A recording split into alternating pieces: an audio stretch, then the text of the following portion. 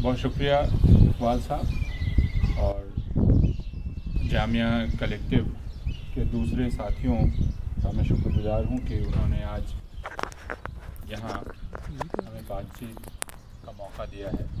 आजकल की सबसे पहली मुश्किल यह है कि जब हम बातचीत के लिए इकट्ठा होते हैं तो जो ज़िंदा लोग आमने सामने हैं उनकी जितनी फ़िक्र नहीं की जाती है उतनी एक कैमरे के फ्रेम की फ़िक्र की जाती है। बातचीत करना कई वजहों से मुश्किल होता जा रहा है। एक वजह यह है कि बातचीत करने वाला जितना ख्याल इस बात का रखता है कि उसके सामने कुछ लोग हैं जिनसे उसको बात करनी है, उससे ज़्यादा उसको इस बात का एहसास होता है कि जो बातचीत वह कर रहा है वह इसके अलावा और भी कहीं के लिए है, और जो और भी कहीं के लिए है कई बार जोर उस पर ज़्यादा। कई बार हम कैमरे से बातचीत करते रहते हैं और हमें ऐसा लगता है कि जो लोग सामने हैं वे उतना ज़रूरी नहीं हैं जितना वे लोग जो सामने नहीं हैं। इस फ़र्क को समझना बहुत आवश्यक है, इसलिए कि कोई भी व्यक्ति आज की दुनिया में जब कोई भी बात कह रहा होता है तो वह उसका असर सिर्फ उतनी ही दूर तक नहीं देखता है जो भौतिक दूरी है, यानी हम और आप जितनी दूरी में, आप जिसको इंसानी दूरी कह सकते हैं, उस तक ही वो उसका असर नहीं देखना चाहता है। उन सारी दूरियों को पार करके उसका असर कहीं और पड़ेगा यह उसके दिमाग में हमेशा ही बना रहता है। इसलिए जब कोई बात यहाँ कही जा रही है तो उसका संदेश किशनगंज में पहुँचेगा या बारपेटा में पहुँचेगा या मेदिनीपुर में पहुँचेगा। बोलते समय ही इसका ख्याल रखना, इससे बोलने के तरीके में फ़र्क पड़ जाता है और मैं जो कह रहा हूँ उसमें भी फ़र्क पड़ जाता है। यह तकनीक की मुश्किल है, टेक्नोलॉजी की मुश्किल है जो हमारे सामने आ खड़ी हुई है, लेकिन उससे ज़्यादा है कि हम खुद अपनी बातचीत को अब किस तरह समझने लगे हैं। लेकिन हमने जो विषय चुना, जब आज की इस गुफ्तगू के बारे में बात हो रही थी कि विषय कौन सा चुना जाए, और मैंने बहुत सोचा और मेरे दिमाग में यह विषय जो बहुत दिनों से चल रहा था, मैंने सोचा कि इस पर कुछ बातचीत शुरू की जाए। इसलिए जो भी गुफ्तगू आज होगी वो सचमुच गुफ्तगू ही होगी, क्योंकि कुछ ख़यालात हैं जो मैं आपके सामने रखना चाहता हूँ, जिनसे एक ख़याल जो मेरे दिमाग में जन्म ले रहा है उसको एक ठोस शक्ल दी जा सके बातचीत के ज़रिए और आगे ले जाया जा सके। कोशिश यह है। इसमें लफ्ज़ है, जिस लफ्ज़ का इस्तेमाल किया हमने वह है लफ़ाजी, और लफ़ाजी में जिस शब्द से बन रहा है वह लफ्ज़ है। और इससे ये पता चलता है कि लफ़ाजी के मायने आप सब जानते हैं, हम सब जानते हैं।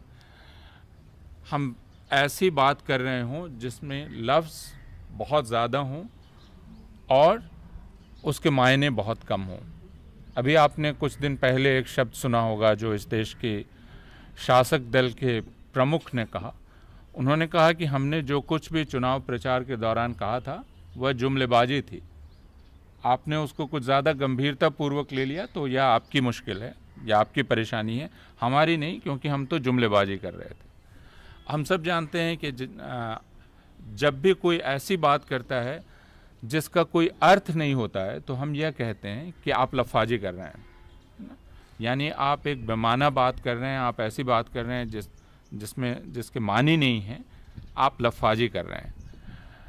लेकिन हम जो आज बातचीत करना चाह रहे हैं वह सिर्फ यहीं तक सीमित नहीं है या महदूद नहीं है। मेरे दिमाग में एक शब्द है जिसका हिंदी या उर्दू प्रतिरूप में बहुत दिनों से खोज रहा हूँ, और उसके करीब जो प्रतिरूप पहुँचा है वो लफ़ाज है, लेकिन मैं ख़ुद आपसे दरख्वास्त करूँगा कि आप सुझाएं कि क्या हो सकता है। वह शब्द है डेमागॉग। डेमागॉग शब्द में डेमोस है, जो आप जानते हैं जनता के लिए है। डेमोक्रेसी में भी जो डेमो है वही डेमागॉग में है। और डेमागॉग के बारे में सबसे पहले जो डेमागॉग का अर्थ हुआ करता था वह था जनता का नेता, ऐसा व्यक्ति जो जनता को नेतृत्व दे सके, उसको आगे ले जा सके। लेकिन जैसे जैसे समय बढ़ता चला गया इसके मानी बदलते चले गए और डेमागॉग का अब जो मतलब है, डेमागॉग शब्द कहने से ही जो मतलब निकल कर आता है, डेमागॉग एक ऐसा शख्स है, वह पुरुष भी हो सकता है स्त्री भी, जो लोगों की भावनाओं को भड़काकर उनके सोचने की ताकत को सुलाकर उनको एक ख़ास दिशा में जो तर्क पर आधारित नहीं है ले जाना चाहता हूँ।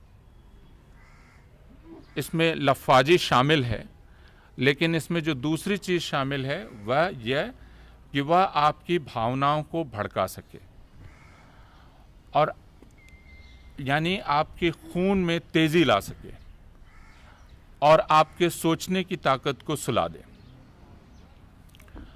अब अगर लफ्ज़ के इस मायने को हम मान लेते हैं और लफ्ज़ को अगर हम डेमागॉग का हिंदुस्तानी या हिंदी प्रतिरूप मान लेते हैं तो फिर बातचीत आसान हो जाती है। लेकिन जैसा मैंने कहा कि यह मैं प्रस्तावित कर रहा हूं और मैं चाहता हूं कि आप हमें खुद सुझाएं कि और अच्छा शब्द उर्दू का या हिंदी का या कोई और शब्द क्या हमारे पास है जो डेमागॉग को ठीक तरीके से रिप्रेजेंट कर सके।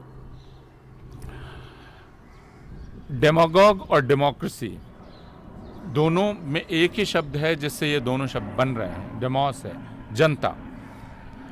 इसके मानी ये है कि डेमोक्रेसी में या जमहूरियत में या जनतंत्र में डेमागॉग्स के पैदा होने की संभावना हमेशा बनी रहती है। और इसकी वजह क्या है? इसकी वजह यह है कि जिसे हम डेमोक्रेसी या जमहूरियत या जनतंत्र कहते हैं, इसका आधार क्या है? इसका आधार है बातचीत, इसका आधार है संवाद।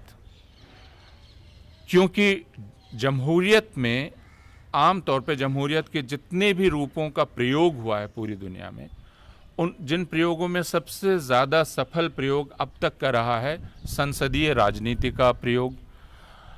संसदीय राजनीति जिसमें इस बात की संभावना रहती है कि एक से ज़्यादा राजनीतिक दल होंगे और एक से ज़्यादा राजनीतिक दल अलग अलग विचारों के आधार पर बन सकते हैं, दूसरे आधार भी हो सकते हैं, यह हम और आप सब लोग जानते हैं। लेकिन जनतंत्र में इस बात की गुंजाइश है कि मैं अपनी बात खुले तौर पर आपसे कर सकूं और मैं ये उम्मीद करूं कि आप मेरी बात समझेंगे और मैं ये कोशिश करूं कि आप मेरी बात से सहमत भी होंगे। तो मेरी पूरी कोशिश जनतंत्र में यह रहती है कि मैं बात के ज़रिए अपने इर्द गिर्द गोलबंदी करूं।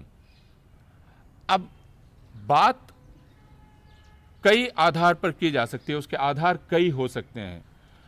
एक विचार हो सकता है, मसलन कोई ये कह सकता है कि साहब अमीरों पर ज़्यादा टैक्स लगाना ये अच्छे अर्थतंत्र के लिए आवश्यक है, और कोई ये कह सकता है कि नहीं, कॉरपोरेट्स को टैक्स के बोझ से नहीं लादना चाहिए, उनको पूरी आज़ादी देनी चाहिए जिससे वो ज़्यादा से ज़्यादा उत्पादन कर सकें। अब ये दो ख्याल हैं, अर्थतंत्र को चलाने के दो ख्याल हैं और इसको लेकर गोलबंदी हो सकती है। एक हो सकता है जनता का बड़ा हिस्सा इस तरफ आ जाए और वो ये मानने लगे कि इसी से विकास संभव है, यानी कॉरपोरेट्स को पूरी छूट देने से। एक समय ऐसा आ सकता है जब जनता इस ख्याल के बिल्कुल उलट कुछ सोचने लगे और इस बात से सहमत हो जाए कि अमीरों पर ज़्यादा टैक्स लगाने और गरीबों पर कम टैक्स लगाने और गरीबों के लिए ज़्यादा सुविधाएं मुहैया कराने, जैसे नरेगा जैसी सुविधा हो, Mahatma Gandhi national rural employment scheme जैसी सुविधा हो, या इस तरह की नेशनल अर्बन हेल्थ स्कीम हो। इस तरह की सुविधाएं एक अधिक बढ़िया राजनीति का आधार हो सकती हैं। तो आम तौर पर जिसको हम आदर्श बातचीत कहेंगे, वह आदर्श बातचीत ऐसी है जिसमें मैं आपके सामने एक कार्यक्रम लेकर जा रहा हूं और मैं आपको कह रहा हूं कि साहब, ये मेरे सामने एक कार्यक्रम है और इस कार्यक्रम के आधार पर मैं आपसे दरख्वास्त करता हूं कि आप हमें ताकत दीजिए, हमें राजनीतिक ताकत दीजिए, हमें सत्ता दीजिए, ताकि हम फिर समाज को एक दिशा में ले जा सकें। और आप ऐसा करते हैं। यह बिल्कुल आदर्श स्थिति है। इस स्थिति में किस बात की मांग की जा रही है? इस स्थिति में मांग यह की जा रही है कि हम और आप मिलकर यह सोचेंगे कि क्या सही है, क्या गलत है। यानी हम सबूत भी खोजेंगे, और सबूत हम इतिहास से भी खोजेंगे, हम दूसरे मुल्कों से भी खोजेंगे, हम दूसरे अर्थतंत्रों से भी खोजेंगे, और हम ये देखेंगे कि कौन सी चीज़ कब कहाँ ज़्यादा कारगर होती है, और हम एक चुनाव करेंगे। इसका मतलब हम तर्क और सबूत के आधार पर अपने फैसले करेंगे, जिसको एक आदर्श जनतांत्रिक समाज कहते हैं। उस आदर्श जनतांत्रिक समाज में इस प्रकार के संवाद की कल्पना की जाती है। इसीलिए कहा जाता है, जैसे जावेद आलम ने कहा, हमारे प्रख्यात राजनीति शास्त्री ने अपनी किताब में, और दूसरे राजनीति शास्त्रियों ने भी कहा कि जनतंत्र एक ऐसी व्यवस्था है जिसमें बहुमत और अल्पमत स्थिर नहीं होता है। यानी आज जो बहुमत है कल वह अल्पमत में जा सकता है, और कल जो अल्पमत है आज वो बहुमत में जा सकता है। इसके मानी क्या है? इसके मानी ये हैं कि भारतवर्ष में बहुमत हिंदू नहीं है, या भारतवर्ष में अल्पमत मुसलमान नहीं है, या भारतवर्ष में अल्पमत ईसाई नहीं है, बल्कि बहुमत और अल्पमत दो विचारों पर बनेगा। एक विचार समाज में किस प्रकार की अर्थव्यवस्था हो उसका विचार है, और उसके आधार पर बहुमत बन सकता है। उसमें हिंदू भी शामिल होंगे, उसमें मुसलमान भी शामिल होंगे, ईसाई भी शामिल होंगे, आदिवासी भी शामिल होंगे, और स्थितियों के आधार पर, परिस्थितियों के आधार पर यह बहुमत बदल सकता है। कल जाकर हम कुछ और सोचने लग सकते हैं। जैसा मैंने कहा, यह आदर्श स्थिति है। यह आदर्श स्थिति कुछ वैसी ही है जैसे आपको मोटर गाड़ियों की कंपनियां यकीन दिलाना चाहती हैं कि आप हमारी गाड़ी ख़रीद लीजिए तो वो 1 लीटर में 80 किलोमीटर चलेगी। लेकिन उसके बाद आप देखते हैं कि आपकी गाड़ी तो साहब 1 लीटर में 80 किलोमीटर क्या, वो तो 35 किलोमीटर भी नहीं चल रही है। और आप उनके पास जाते हैं और कहते हैं कि देखिए, आपने तो कहा था कि 80 किलोमीटर चलेगी, लेकिन ये तो 35 किलोमीटर चल रही है। तो फिर वो आपको बताते हैं आइडियल कंडीशंस में। यानी आप अगर दिल्ली में गाड़ी चलाएंगे तो आपने ये नहीं सोचा कितनी बार आप गियर बदल रहे हैं, कितनी बार आप ट्रैफिक जाम में पड़ रहे हैं। तो गाड़ी वाले कहेंगे नहीं, हमने इन सड़कों की कल्पना नहीं की थी, हमने एक आदर्श आइडियल कंडीशंस की कल्पना की थी। उसमें जब आप गाड़ी चलाएंगे तो आपको 80 किलोमीटर मिलेगा सर। अब यह अलग बात है कि आपको कभी भी वो आइडियल कंडीशन नहीं मिलेगी, और आपकी गाड़ी कभी भी 80 किलोमीटर नहीं देगी, और आप हमेशा असंतोष में रहेंगे। आपको हमेशा ऐसा लगता रहेगा कि आपको ठग लिया गया है, और आप हमेशा एक ऐसी कंपनी की तलाश में रहेंगे जो जिस माइलेज का दावा कर रही है उस माइलेज के आसपास आपकी गाड़ी पहुंच जाएगी। लेकिन यह धोखा है। हम और आप सारे लोग इस बात को जानते हैं। इस धोखे को जानते हुए हम इससे जीते हैं। उसी तरह जनतंत्र का जो वायदा है वो इस तरह के आदर्श स्थिति को ध्यान में रखते हुए किया गया वायदा है। हमको मालूम है कि आदर्श स्थिति हमें कभी नहीं मिलने वाली है। हमें जाम मिलने वाला है, हमें सड़कें बहुत ख़राब मिलने वाली हैं, और उन सब से होते हुए जनतंत्र की यह गाड़ी आगे चलेगी।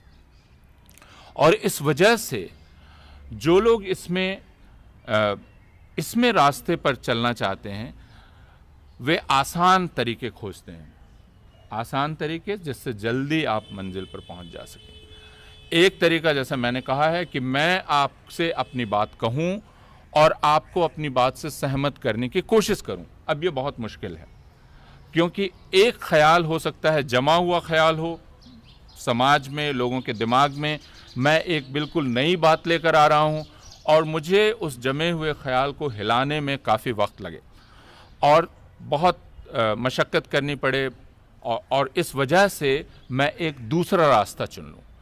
और वह दूसरा रास्ता है जैसे मैंने शुरू में कहा, जिसमें आप डेमागोगी करते हैं, जिसमें आप लफाजी करते हैं और उस रास्ते से आप लोगों को अपने इर्द गिर्द इकट्ठा करने की कोशिश करते हैं। इस चीज को, यह चीज जनतंत्र के भीतर से ही पैदा होती है। जनतंत्र की जो प्रकृति है, उसका जो अपना स्वभाव है, उस स्वभाव से ही पैदा होती है। क्योंकि जनतंत्र में मैं आपसे बात करके ही आपको अपने पास बुला सकता हूं। यह बात राजतंत्र में नहीं थी। राजा को आपसे बात करने की जरूरत ही नहीं थी, बादशाह को आपसे बात करने की जरूरत ही नहीं थी। बादशाह तो या तो वंशगत हुआ करता था और आपस में ही मारकाट कर लिया करते थे। औरंगजेब ने निपटारा कर दिया, वो तो हिंदुस्तान के अवाम के पास नहीं आए कि दारा शिकोह का रास्ता ठीक है कि मेरा रास्ता ठीक है। हो सकता है लोग दारा शिकोह को ही कबूल कर लेते, तो औरंगजेब ने वहीं निपटारा कर दिया, है ना। वो जनता से पूछने नहीं आए, बादशाहों को इसकी ज़रूरत नहीं होती थी। और बादशाह दूसरे बादशाहों को जीत लिया करते थे, हरा दिया करते थे, फिर उनकी पूरी रियाया उनकी रियाया हो जाया करती थी। लेकिन यह सुविधा जनतंत्र में नहीं है। जनतंत्र में आपको जनता को अपने करीब लाना है और इस वजह से, जैसा मैंने कहा, कि इसकी प्रकृति के अंदर ही एक एक एक कमी है। वह कमी यह है कि एक चोर रास्ता बना हुआ है, जिस चोर रास्ते से होकर डेमागोग प्रवेश कर सकता है। डेमागोग बात करने का एक ऐसा तरीका इजाद कर सकता है, एक ऐसे तरीके का आविष्कार कर सकता है जिस तरीके में वो तर्क करने की ज़रूरत को पूरी तरह से खारिज कर दे। तर्क करने की कोई ज़रूरत नहीं, सबूतों की कोई ज़रूरत नहीं, जिसमें जो वो कह रहा है। देखिए, किसी भी बात को हम लोग जामिया के करीब बैठे हुए हैं, एक शिक्षा संस्थान है, हम में से ज़्यादातर लोग शिक्षा के काम से जुड़े हुए हैं। कई लोग पढ़ने वाले हैं, कुछ लोग हैं जो पढ़ाने वाले हैं, लेकिन जो पढ़ाने वाले हैं वे भी पढ़ते हैं। और हम ये जानते हैं कि हमें एक चीज़ मालूम है कि हम जो कहते हैं उसको सिर्फ हम ही वैलिडेट नहीं करते हैं। हम सारे लोग सर्टिफिकेट लेकर जाते हैं ना, और हमें कहा जाता है अटेस्ट करा के आइए। आप सब लोगों को जाना पड़ता होगा अपने हेड ऑफ द डिपार्टमेंट के पास, कोई जो जानता है वो अटेस्ट करेगा, वैलिडेट करेगा आप सही हैं। कई जगह सेल्फ अटेस्टेशन की सुविधा है, आप सेल्फ अटेस्ट कर दें, मान लिया जाएगा। लेकिन विचारों के क्षेत्र में सेल्फ वैलिडेशन और सेल्फ अटेस्टेशन नहीं चलता है। विचारों के क्षेत्र में अगर आपका विचार है तो आप ही उसे वैलिडेट नहीं करेंगे। ये नहीं होगा कि आप ही सोर्स हैं, यानी आप ही एक बात कह रहे हैं और फिर उसकी जांच करने का अधिकार किसी को नहीं है। आप ये कहेंगे कि चूंकि मैंने ये बात कह दी इसलिए बात अंतिम हो गई और इसको मानने के अलावा अब आपके पास चारा नहीं है। आप कहेंगे कि नहीं साहब सबूत लाइए, वो कहेगा सबूत की ज़रूरत नहीं है, मैं कह रहा हूँ। वो कहेगा कि मैं अच्छा आदमी हूँ, मेरी मंशा पर आप यकीन कीजिए कि आप मुझको बुरा आदमी मानते हैं। और जैसे ही आपने कहा कि मैं आपकी बात की जांच करूंगा, वो बुरा मान जाएगा। वो कहेगा आप मेरा अपमान कर रहे हैं, आप मुझको नीचा दिखा रहे हैं, आप मुझको बेइज्जत कर रहे हैं, आप ऐसा नहीं कर सकते हैं। अभी 2 रोज़ पहले आपने एक बहस जो चल रही है, बहुत गर्म है अभी, उसको आपने देखा होगा टेलीविज़न पर और दूसरी जगह। दिल्ली के मुख्यमंत्री ने भारत के वित्त मंत्री पर एक आरोप लगाया, कहा कि उन पर भ्रष्टाचार का आरोप है। भारत की शिक्षा मंत्री ने कहा कि यह ब्लास्फेमी है, जिसे हम हिंदी में ईश निंदा कहते हैं, यह ब्लास्फेमी है। उस पर बहस चल पड़ी। सागरिका घोष ने कहा कि ओ, तो आप ये कहना चाहती हैं कि हमारे जो वित्त मंत्री हैं वो खुदा हैं, क्योंकि खुदा की शान में ही गुस्ताखी हो सकती है या ब्लास्फेमी की, अगर उनको क्वेश्चन किया जाए तो, उन पर सवाल किया जाए तो ब्लास्फेमी तभी हो सकती है। तो फिर वो वेबस्टर डिक्शनरी के पास गई और उन्होंने कहा कि नहीं, ब्लास्फेमी का एक दूसरा मतलब होता है जो इनवायलेबल हो, यानी जिसको आप वायलेट ना कर सकें। लेकिन आप किसे वायलेट नहीं कर सकते हैं? जो चीज़ भी मॉर्टल है, जो चीज़ भी अर्थली है, वह हर चीज़ ऐसी फॉलेबल है ना, वह हर चीज़ सब्जेक्ट टू वैलिडेशन है। हम कोई भी दावा जो करते हैं, विज्ञान में ही कोई भी दावा जो किया जाता है, हम ये मान के करते हैं कि वो कल फॉल्सिफाई किया जा सकता है, उसकी जांच हो सकती है, उसे खारिज किया जा सकता है। यानी हम जो बोलते हैं उसमें ही यह बात शामिल है कि वह बात खारिज की जा सकती है। इस बात को सोचते हुए ही हम कोई बात करते हैं। इसलिए हमेशा शिक्षा के क्षेत्र में कहा जाता है कि कोई भी बात जब आप करें तो यह मान के ना करें कि चूंकि आपने कही है तो वह बात मान ही ली जाएगी, बल्कि उसके लिए आपके पास पर्याप्त सबूत होने चाहिए, पर्याप्त आधार होना चाहिए, पर्याप्त तर्क होना चाहिए। लेकिन जैसा मैंने कहा, यह लंबा रास्ता है। तो फिर डेमागोग दूसरा रास्ता अपनाता है। डेमागोग आपकी भावनाओं को उत्तेजित करने की कोशिश करता है और आपको अपने इर्द गिर्द इकट्ठा कर लेने का प्रयास करता है। और प्रायः हर जनतंत्र में ऐसा देखा गया है, हर जनतंत्र में, कि एक या दूसरे समय डेमागोग पैदा होते हैं। और जब डेमागोग पैदा होते हैं तो खतरा इस बात का पैदा हो जाता है कि दूसरा शख्स जो कुछ भी बोल रहा हो वह बात सुनी ही नहीं जाएगी। क्योंकि डेमागोग जब बोलता है तो सिर्फ यह नहीं कि उसके गले का जोर बहुत होता है, यानी वो बहुत जोर से बोल रहा होता है इस वजह से, बल्कि वह एक ऐसा माहौल खड़ा कर देता है जिस माहौल में सोचने, समझने, तर्क करने और विचारों की जांच करने की सारी संभावना समाप्त हो जाती है। अभी अमेरिका में चुनाव प्रचार शुरू हो गए हैं और अमेरिका में एक नाम जो सबसे ज़्यादा उभर कर सामने आ रहा है, जिस पर चर्चा सबसे ज़्यादा हो रही है, उसका नाम आपने सुना होगा। वो रिपब्लिकन पार्टी के एक उम्मीदवार हैं जो रिपब्लिकन पार्टी की उम्मीदवारी हासिल करने की कोशिश कर रहे हैं। ट्रंप का नाम सुना होगा आपने। और अमेरिका में यह कहा जा रहा है कि ट्रंप एक मैकार्थी के बाद ट्रंप सबसे बड़े डेमागोग हैं। और ट्रंप को लेकर तरह तरह की बहस अब अमेरिका में शुरू हो गई है। आप अगर न्यूयॉर्क टाइम्स उठा के देखें, वॉशिंगटन पोस्ट उठा के देखें, दूसरे अखबारात उठा के देखें या ऑनलाइन जर्नल्स वहाँ के उठा के देखें, तो आप देखेंगे कि ट्रंप की बढ़ती हुई लोकप्रियता को लेकर बहुत ज़्यादा चिंता अमेरिका में पैदा हो रही है। अब ट्रंप ने क्या किया? ट्रंप ने कहा, पेरिस में हमले हुए, पेरिस में हमले के बाद ट्रंप ने कहा कि कुछ दिनों के लिए, कुछ वक्त के लिए अमेरिका में मुसलमानों के आने पर पूरी तरह से पाबंदी लगा देनी चाहिए। अभी एक ऐसी बात थी जिससे दूसरे रिपब्लिकन्स भी बहुत ज़्यादा खफा हुए और उन्होंने ट्रंप के ख़िलाफ़ बातें कहीं। ओबामा ने तो खैर कहीं ही और दूसरे डेमोक्रेट्स ने कहीं। लेकिन जब लोगों के बीच जाकर सर्वेक्षण किया गया तो यह पता चला कि ट्रंप की इस बात से सहमति रखने वाले अमेरिकनों की संख्या लगातार बढ़ती चली जा रही है। अभी वो 37% है या 40% से ऊपर चली गई है। इसका मतलब कि जो चीज़ किसी भी सभ्य व्यक्ति को बिल्कुल ही नाकाबिले बर्दाश्त है या अस्वीकार्य है, उस बात को मानने वालों की संख्या बहुत ज़्यादा है। और इस बात का खतरा है कि ट्रंप रिपब्लिकन पार्टी के उम्मीदवार हो जाएंगे, और अगर एक बार वो रिपब्लिकन पार्टी के उम्मीदवार हो गए तो इस बात का भी खतरा है कि वो अमेरिका के राष्ट्रपति भी हो सकते हैं। ट्रंप को डेमागोग कहा जा रहा है। ट्रंप किन चीज़ों को अपील कर रहे हैं? ट्रंप अपील कर रहे हैं अमेरिकी राष्ट्रवाद को।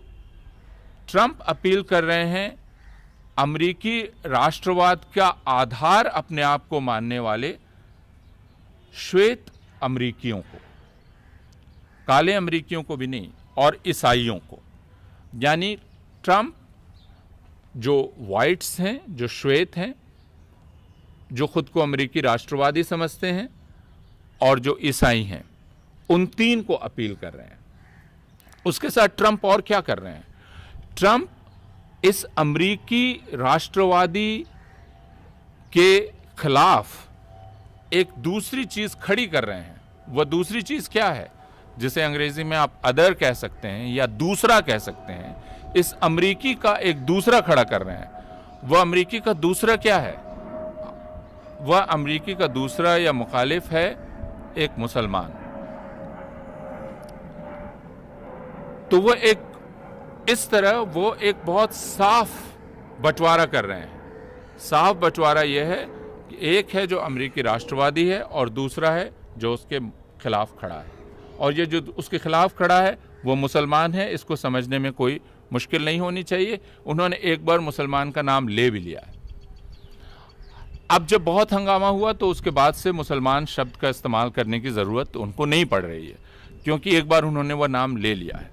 और एक बार जब नाम ले लिया है तो जैसा मैंने कहा कि आज के ज़माने में जब मैं यहाँ पर अगर कोई एक बात कह दूँ और कह के मैं बिल्कुल खामोश हो जाऊँ तो भी वह बात फैलती रहेगी, इस बात का मुझको पता है, क्योंकि यहाँ बैठे बैठे अभी कई लोग ट्वीट कर रहे होंगे और वह बात फैलती चली जाएगी। उसके बाद अगर मैं अपने हैंडल से उसे डिलीट भी कर दूं तो दूसरे माध्यम से वो फैलती चली जाएगी और मेरी बात का असर बना रहेगा, भले ही अब मैं अपनी जुबान से उस बात को निकालना बंद कर दूं। तो अब मुश्किल क्या है? मुश्किल यह है कि चूंकि ट्रंप ने अपने इर्द गिर्द इतने लोगों को इकट्ठा कर लिया है, तो जो भी रिपब्लिकन पार्टी में अब उनका प्रतिद्वंदी होगा या जो भी डेमोक्रेट होगा, उसको इस जनमत का सामना करना है। जो जनमत इस बात से कन्विंस्ड है, इस बात से पूरी तरह से सहमत है कि ट्रंप जो कह रहे हैं वो एकदम सही है। कैसे मसलों को दूसरी तरफ ले जाएंगे, क्योंकि मसले और भी हैं। मसलन अमेरिका में सबसे बड़ा मसला कुछ दिन पहले तक जब ओबामा हेल्थ केयर आया तो सबसे बड़ा मसला हेल्थ केयर का था, या इंग्लैंड में भी जो चुनाव हुए उसके पहले सबसे बड़ा मसला हेल्थ केयर का था। तो यह कैसे साबित किया जाएगा कि असली मसला हेल्थ केयर का है या असली मसला पब्लिक वेलफेयर का है? क्योंकि ट्रंप ने अपने लफाजी या डेमागोगी के जरिए स्थापित कर दिया है कि असली मसला आतंकवाद है। उससे आप कैसे निकलेंगे? वहां आपको अपना पक्ष स्पष्ट करना ही होगा, और अगर आप अपना पक्ष स्पष्ट करते हुए थोड़ा भी ढीलापन दिखलाएंगे तो आपको अमेरिकी राष्ट्रवाद के विरुद्ध खड़ा दिखला दिया जा सकता है। यह हम समझना हमारे लिए बहुत मुश्किल नहीं है, क्योंकि अभी हम लगभग उसी दौर से गुजर रहे हैं। हम एक ऐसे दौर से निकले हैं आज से 1.5 साल पहले, जब 2 साल की रिलेंटलेस लगातार चलने वाली लफाजी या डेमागोगी ने किसी भी तरह के तर्क वितर्क बहस की गुंजाइश को पूरी तरह से ख़त्म कर दिया, और एक ही आवाज़ गूंजती चली गई और लोग उस आवाज़ के वश में आ गए, और उन्होंने उसके दावों की जांच करना ज़रूरी नहीं समझा। जब उसे चुन लिया गया और उसके बाद जांच करना शुरू किया गया तो हिमाकत इतनी ज़्यादा थी कि उसके समर्थक ने कहा कि हम तो जो कर रहे थे वो जुमलेबाजी थी। मतलब आप अहमक हैं कि आपने उसे बहुत गंभीरता से ले लिया, आपने उसे तथ्य मान लिया, आपने उसे ऐसा वादा मान लिया जो हम पूरा करने ही वाले हैं। जी नहीं, हमारा ऐसा करने का कोई इरादा नहीं था, बल्कि हम सिर्फ आपको अपने वश में करना चाहते थे और अपने वश में करके हम सत्ता हासिल करना चाहते थे। अब वो हमें मिल गई है और हम अपने तरीके से चलेंगे। इसलिए हमने वहां जो कहा था उस चीज पे ध्यान न दीजिए। और लोग अचंभित हैं, कई लोग समझ नहीं पा रहे हैं। कई लोग कह रहे हैं कि नहीं साहब, उन्होंने तो कहा था सबका साथ सबका विकास, लेकिन सबका साथ तो हो नहीं रहा है। अब आप उन्हें यह समझाएं कि जो सबका साथ सबका विकास का नारा था वो एक लफाजी या डेमागोगी की स्कीम का हिस्सा था, तो यह इसको समझने में लोगों को वक्त लगेगा। अगर इस डेमागोगी को हम समझें या लफाजी को समझने की कोशिश करें कि ये बनती कैसे, इसकी टेक्निक क्या है, इसका सबसे ताज़ा उदाहरण आपको दिखलाई पड़ेगा जब हमारे और आपके प्रधानमंत्री ने कहा कि कांग्रेस का बस एक ही काम है, 3D कहा ना उन्होंने। क्या है 3D? आप में से किसी को याद है? डिसरप्ट, हाँ, डिस्ट्रक्ट एंड डिमोलिश, यानी कांग्रेस 3D में चलती है।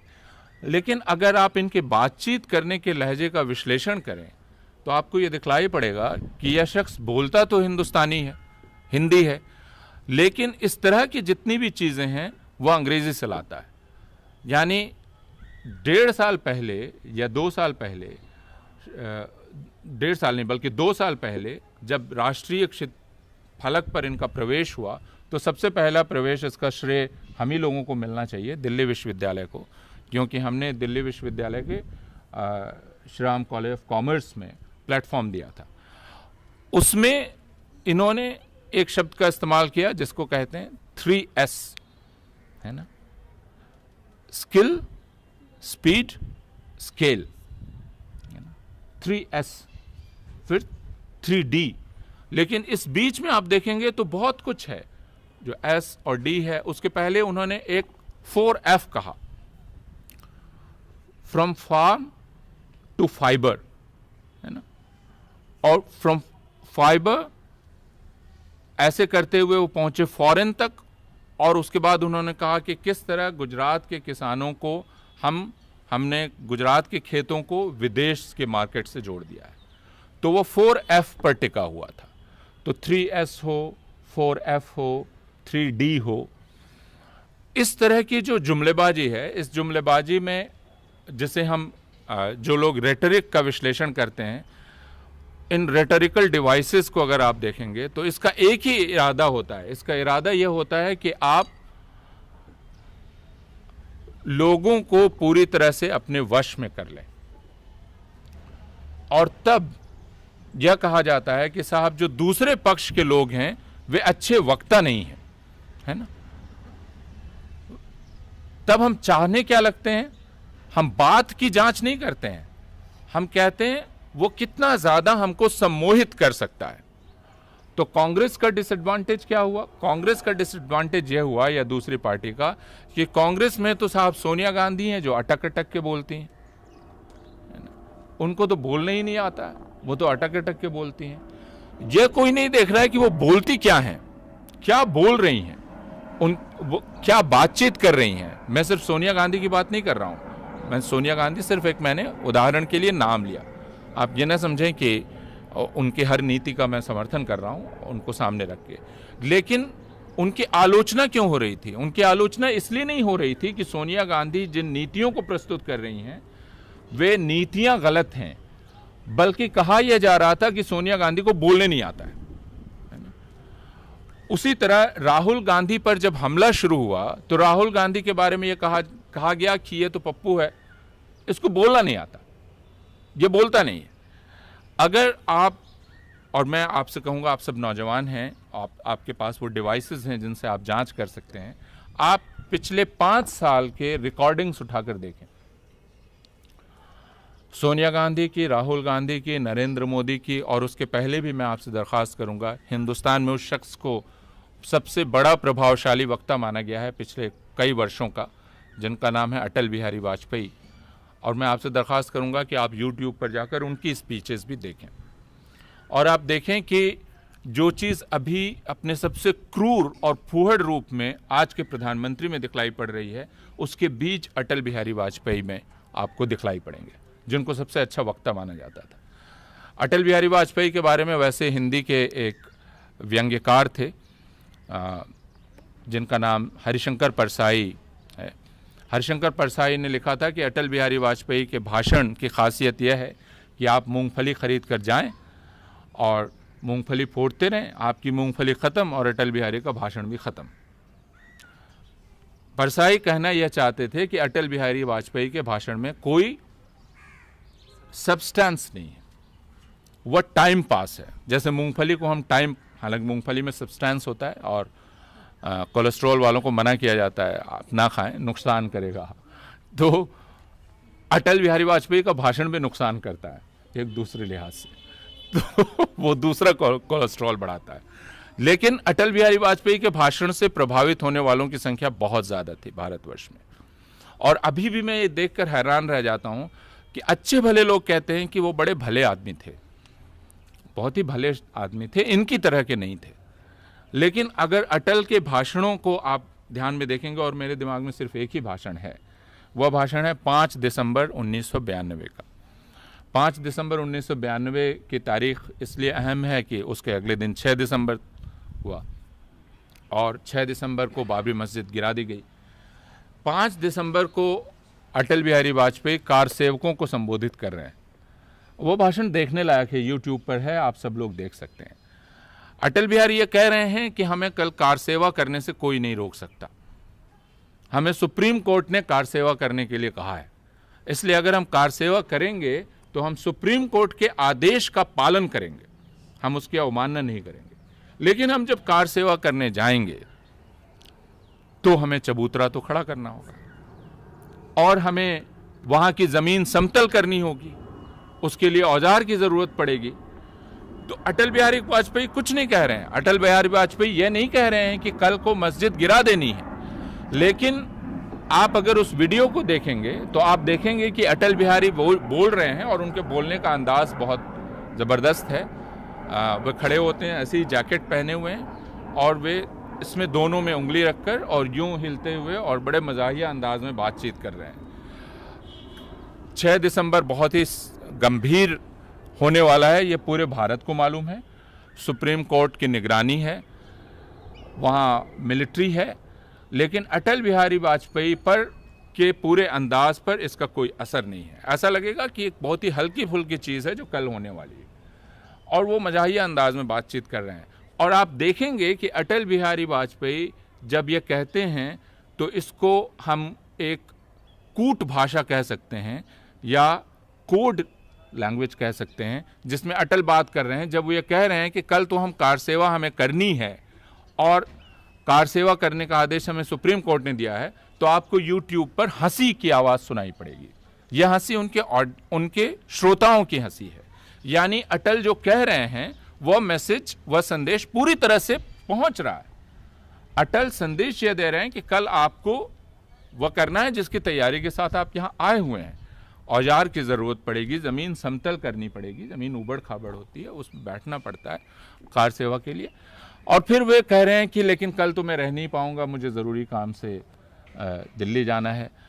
तो यह भी वो संदेश दे रहे हैं कि भूमिकाएं बटी हुई हैं, रोल बटे हुए हैं, मेरा काम कुछ और है, इनका काम कुछ और है। मैं इस भाषण का उल्लेख सिर्फ इसलिए कर रहा हूं कि हम अक्सर जनतंत्र में जो बोला जाता है, जब उसकी हम गहराई से जांच नहीं करते हैं तो उसके नतीजे हमारे लिए खतरनाक होते हैं। हम और इसलिए जो बात कही जा रही है वह हवा में गायब नहीं हो रही है, वह बात अपना असर डाल रही है। जो बात किशनगंज में कही जा रही है या जो बात बंगाल में कही जा रही है, वो बात सिर्फ वहां तक महदूद नहीं है, वो पूरे भारत के लिए है।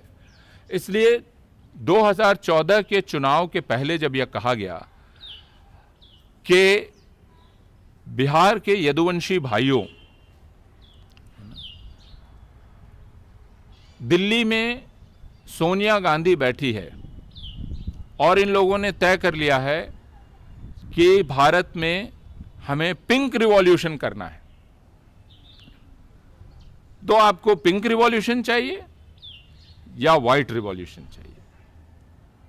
और वो कह रहे हैं कि मैं द्वारका से आता हूं, गुजरात से आता हूं, जो व्हाइट रिवॉल्यूशन की नगरी है।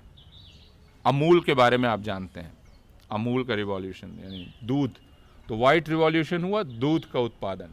और जिसको वो संबोधित कर रहे हैं वो है बिहार के यदुवंशी, जो कि दरअसल पशुपालक जाति है और गायों से जिनका जुड़ाव है। तो बहुत साफ है कि वे बिना कहे या कह रहे हैं कि आप क्या सोनिया गांधी के साथ जाएंगे, कांग्रेस के साथ जाएंगे जो कि गायों को मारने वालों के साथ है, या आप हमारे साथ आएंगे जो कि दूध गायों को पालने वालों के साथ है। बिना कहे वो यह बात कह रहे हैं। लेकिन अखबार जब इसको छाप रहे हैं तो कोई भी अखबार इसका विश्लेषण नहीं कर रहा है, कोई भी टेलीविज़न चैनल इसका विश्लेषण नहीं कर रहा है, बल्कि हर दिन ये कहा जा रहा है कि इस बार तो नरेंद्र मोदी जी ने कमाल ही कर दिया, इस बार तो वो बहुत ही इंक्लूसिव ज़बान बोल रहे हैं, इस बार तो वो नफरत की कोई बात बोल ही नहीं रहे हैं। जबकि जब नरेंद्र मोदी असम पहुंचे और बंगाल पहुंचे तो उन्होंने कहा 16 मई के बाद मैं कह देना चाहता हूं सारे बांग्लादेशी घुसपैठियों को वे अपना बोरिया बिस्तर बांध लें, 16 मई के बाद सबको मैं बाहर कर दूंगा। जब वो ये कह रहे थे तो वो दरअसल बांग्लादेशी घुसपैठियों की बात नहीं कर रहे थे, बल्कि बांग्ला बोलने वाले हर मुसलमान के बारे में बात कर रहे थे, क्योंकि बांग्ला बोलने वाला हर मुसलमान बंगाल के बाहर संदिग्ध है और वो बांग्लादेशी है। दिल्ली में भी बांग्लादेशी है, केरल में भी बांग्लादेशी है, दूसरी जगह भी बांग्लादेशी है। तो यह संदेश बहुत स्पष्ट था, लेकिन इसकी भी कोई पड़ताल नहीं की गई। इसका नतीजा क्या हुआ? इसका नतीजा यह हुआ कि 2014 के चुनाव को, और अब यह सही वक्त है, क्योंकि एकेडमिक्स के लिए सही वक्त वह होता है जब वक्त गुजर जाता है, हम उस वक्त उसकी जांच नहीं कर सकते। तो वह वक्त गुजर गया है, अब उसकी जांच की जा सकती है कि क्यों उस समय जो दूसरी आवाज़ें थीं उनको सुना नहीं गया, क्यों बातचीत नामुमकिन हो गई, क्यों एक ही आवाज़ घूमती रही और एक ही आवाज़ एम्पलीफाई होती रही और एक ही आवाज़, उस आवाज़ ने बाकी सबको सर कर लिया, क्यों ऐसा हुआ? मैंने शुरू में कहा था कि मैं दरअसल जिस चीज़ पर चर्चा करना चाह रहा हूं वह है बातचीत करने की मुश्किल। बातचीत करने की मुश्किल इस तरह पैदा होती है क्योंकि मैं एक बात कहना चाहता हूं, जो बात मैं कहना चाहता हूं उसके लिए मुझे वक्त चाहिए। किसी भी बात को दूसरे तक पहुंचने के लिए वक्त चाहिए। यह वक्त किस चीज़ से बनता है? जब बातचीत फौरन ट्रांसमिट हो जाए तो मानना चाहिए इस बातचीत में कुछ गड़बड़ है।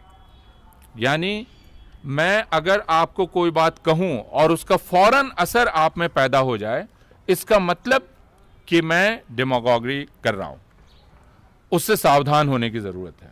इसका मतलब कि मैं आपके भीतर छिपे हुए कुछ पूर्वग्रहों, कुछ प्रिजुडिसेस, कुछ स्टीरियोटाइप्स को अपील कर रहा हूं और इस वजह से फौरन ही मैं आपके पूरे ऑर्गन में प्रवेश कर जा रहा हूं। जबकि जो अमूमन जो होना चाहिए वह यह कि जब मैं कोई बात कह रहा हूं तो मैं कह रहा हूं जो आपसे अलग है। मैं कोई बात कह रहा हूं, उस बात का एक संदर्भ है, एक कॉन्टेक्स्ट है। वह कॉन्टेक्स्ट फौरन आपकी समझ में आए जरूरी नहीं है, इसका मतलब आपको कॉन्टेक्स्ट को रेफर करना पड़ेगा। आपको मेरी बात की जो बनावट है उस बनावट को समझना पड़ेगा, इसमें वक्त लगेगा, तब मैं उससे सहमत होऊंगा या असहमत होऊंगा। लेकिन अगर इस वक्त को मैंने इरेज कर दिया, इसको पूरी तरह से मिटा दिया और मैंने फौरन असर पैदा कर दिया, तो इसका अर्थ सिर्फ एक है कि मैं इस बीच के वक्फे को नहीं आने देना चाहता। बीच के वक्फे का मतलब है आपके भीतर की जो जांच करने की सलाहियत है, उस जांच करने की सलाहियत को जिंदा रहने देना। इसका मतलब यह है कि आप मुझे पूरी तरह से एक क्लीन चिट नहीं दे रहे हैं या एक सर्टिफिकेट नहीं दे रहे हैं कि आप जो कहेंगे मैं उसे मान लूंगा। यह सर्टिफिकेट किसको मिलता है? यह सर्टिफिकेट गुरु को मिलता है, जिसकी हर बात भक्त मान लेता है ना। इसका सबसे जो हास्यास्पद रूप है, वह हास्यास्पद रूप आपको वो गुरु हैं और मुझे बहुत मज़ेदार लगते हैं, निर्मल बाबा। हाँ, निर्मल बाबा में दिखलाई पड़ेगा। जब निर्मल बाबा के पास कोई आता है या आती है और कहती है कि ऐसा है कि मेरी ज़िंदगी में बड़ी मुश्किल खड़ी हो गई है, और निर्मल बाबा पूछते हैं कि तो कल आप बाज़ार गई थी? और कहती हैं हाँ गई थी। तो आपने कल लस्सी पी थी? तो कहती हैं हाँ लस्सी पी थी। तो बड़ा ग्लास पिया था या छोटा ग्लास पिया था? और वो कहती है कि छोटा ग्लास पिया था। तो मन तो बड़ा ग्लास पीने का था? और वो कहती है हाँ मन बड़ा ग्लास पीने का। तो वो कहता है कि बस आप आज जाइए और बड़ा ग्लास लस्सी का पीजिए और समस्या का हल हो जाएगा। तो आप निर्मल बाबा का जो दरबार देखेंगे तो देखेंगे कि लोग रोते हैं। लोग आकर कहते हैं कि पिछली बार जो आपने धनिया की चटनी खाने के लिए कहा था, वो धनिया की चटनी हमने खाई और उससे हो गया हल। एक औरत को उन्होंने ये मशवरा दिया जब उन्होंने कहा मेरे पास पैसा नहीं टिकता है और मैं हंसते हंसते लोटपोट हो गया। उन्होंने कहा कि आप अपना पर्स खुला रखिए, उसको हवा लगने दीजिए, तब आपके पास पैसा टिकेगा। और मैंने कहा कि यह सिर्फ और सिर्फ आज के हिंदुस्तान में हो सकता है। इसका मतलब निर्मल बाबा जो कहना चाहते हैं वो ये कि आप लोग दरअसल अहमक हैं और आप इसी लायक हैं और इसी इलाज के लायक हैं, यही सॉल्यूशन आपके लिए है और मैं वो सॉल्यूशन दे रहा हूँ। तो जिस मुल्क में निर्मल बाबा सफल हो, उस मुल्क में नरेंद्र मोदी सफल कैसे नहीं होंगे? यह असंभव है कि निर्मल बाबा की लोकप्रियता बढ़े, यह असंभव है कि श्री श्री रविशंकर की लोकप्रियता बढ़े, यह असंभव है कि रामदेव की लोकप्रियता बढ़े, है ना, और नरेंद्र मोदी सत्ता में ना आए। ये दोनों चीजें नहीं हो सकती थी। रामदेव पटना गए और पटना में इंडियन मेडिकल एसोसिएशन ने रामदेव की सभा आयोजित की। ध्यान दीजिए, यह इंडियन मेडिकल एसोसिएशन है, डॉक्टरों की संस्था, और वहाँ रामदेव ने यह दावा किया कि वो कैंसर का इलाज कैसे करते हैं। तो आईएमए के जो बिहार चैप्टर के प्रेसिडेंट थे, उन्होंने उसी दिन उनके खिलाफ बयान जारी किया और कहा कि इस तरह के किसी भी दावे को कबूल नहीं किया जा सकता, क्योंकि मेडिकल एथिक्स के मुताबिक अगर आप ये कह रहे हैं कि कैंसर का यह इलाज है, तो यह इलाज पहले कबूल किया जाना चाहिए, यानी यह एक जांच से होकर गुजरेगा, फिर माना जाएगा कि यह इलाज ठीक है। आपके कह देने से कि 10,000 लोगों का मैंने इलाज कर दिया, मान नहीं लिया जाएगा। यह बयान उसी दिन छपा जिस दिन इंडियन मेडिकल एसोसिएशन में रामदेव का भाषण था पटना में, और रामदेव ने डॉक्टरों की उस सभा में, खचाखच हॉल भरा हुआ था, रामदेव ने कहा मुझे लगता है कि आपका प्रेसिडेंट पागल हो गया है और उसे पागल खाने में डालना चाहिए। और इंडियन मेडिकल एसोसिएशन ने रामदेव से माफी मांगी कि हमारे प्रेसिडेंट का दिमाग सचमुच खराब हो गया है कि उन्होंने आपके खिलाफ ये बात कही, जो बात सबसे ज्यादा तर्कसंगत थी, लेकिन उस बात को डॉक्टर ही खारिज कर रहे हैं। तो जिसे मैं डेमोगोगी कह रहा हूं, वह सिर्फ एक व्यक्ति से नहीं, बल्कि मैं पूरे माहौल की चर्चा कर रहा हूं। यह माहौल है जिसमें डेमोगोगी या लफाजी जिस माहौल का स्वभाव है, और इसलिए उस माहौल में कोई भी तर्क संगत बात करना असंभव हो जाता है। उसमें आप तर्क नहीं कर सकते हैं।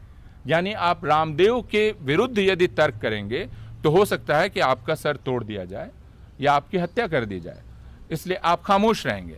आप श्री श्री रविशंकर की आर्ट ऑफ लाइफ के जो प्रिस्क्रिप्शंस हैं, अगर उनको डिस्प्यूट करेंगे तो हो सकता है कि आपकी लिंचिंग हो जाए, है ना। वे सारे लोग जो बहुत ही मधुर मधुर बात थोड़ी देर पहले तक कर रहे थे, वो हो सकता है मिलकर आपको मार डालें। तो इसका अर्थ यह है, और यह एक दूसरा प्रमाण है जिसको मैं डेमोगोगी कह रहा हूं उसकी, कि जो डेमोगोग है उसके समर्थकों से कभी आप तर्क नहीं कर सकते। जब आप तर्क करेंगे तो वे आपको पत्थर मारेंगे, या वे आपको लाठियों से मारेंगे, या वे आपकी हत्या कर देंगे। और यह चीज सबसे ज्यादा देखी जाती है और इस बात से नौजवान सबसे ज्यादा परिचित हैं सोशल मीडिया पर, जहां मॉब लिंचिंग जैसा माहौल हो जाता है, जहां आपने एक शब्द आलोचना का कहा, आप पर हमला सा हो जाता है। इस चीज को अगर आप फिजिकल स्पेस में देखना चाहते हैं तो आप देख सकते थे अमेरिका में, जब आपके प्रधानमंत्री गए और मेडिसिन स्क्वायर में जब उनका भाषण चल रहा था, तो राजदीप सरदेसाई लोगों को इंटरव्यू कर रहे थे, और अगर आप पूरा इंटरव्यू देखेंगे तो वह इंटरव्यू कोई भी पत्रकार जैसा इंटरव्यू करता है, उस तरह का इंटरव्यू है, लेकिन राजदीप सरदेसाई की पिटाई होने लगी। तो इसके मानी क्या है? इसके मानी यह है कि आप बात नहीं कर सकते हैं, आपको बात करने की इजाजत नहीं है। आप बात करेंगे तो आप पर हमला होगा। और यह चीज थोड़े दिन पहले हुई जब इखलाक की हत्या हुई। इखलाक की हत्या के पहले कर्नाटक में मशहूर स्कॉलर और लेखक और तर्कवादी विचारक कलबुर्गी की हत्या हुई। उसके बाद लेखकों ने अपना विरोध जाहिर करने के लिए पुरस्कार वापस किया। लेखकों ने जो पुरस्कार वापस किया, वापस करने के क्रम में उन्होंने बयान दिया कि हम क्यों यह कर रहे हैं। लेकिन भारत के वित्त मंत्री ने, जो कि अंग्रेजी लिखना जानते हैं, उन्होंने एक लंबा सा ब्लॉग लिखा और इन सारे लोगों को खारिज कर दिया। जो लेखक विरोध जाहिर कर रहे थे उन्हें पहले तो एंटी नेशनल कहा गया, उन्हें फियर मॉन्गर कहा गया, उन्हें कहा गया कि वो मुल्क में एक दहशत का माहौल बना रहे हैं। तीसरी चीज़ कही गई कि वो इस पूरे मुल्क की इमेज पूरी दुनिया में ख़राब कर देना चाहते हैं। तो बहस अब इस पर आकर टिक गई कि क्या वो मुल्क की इमेज ख़राब करना चाहते हैं, जबकि लेखक एक ख़ास बात की तरफ ध्यान दिलाना चाह रहे थे। तो उस बात से ध्यान पूरी तरह से हट गया। और मैं फिर आपसे कहूँगा कि लफाजी या डेमोक्रेसी कैसे असर डालती है, अगर इसको देखना हो तो आप संसद की बहस को जाकर देखें। संसद की बहस उस तरह नहीं हुई जिस तरह लेखक चाहते थे, जबकि इंटॉलरेंस पर बहस हुई।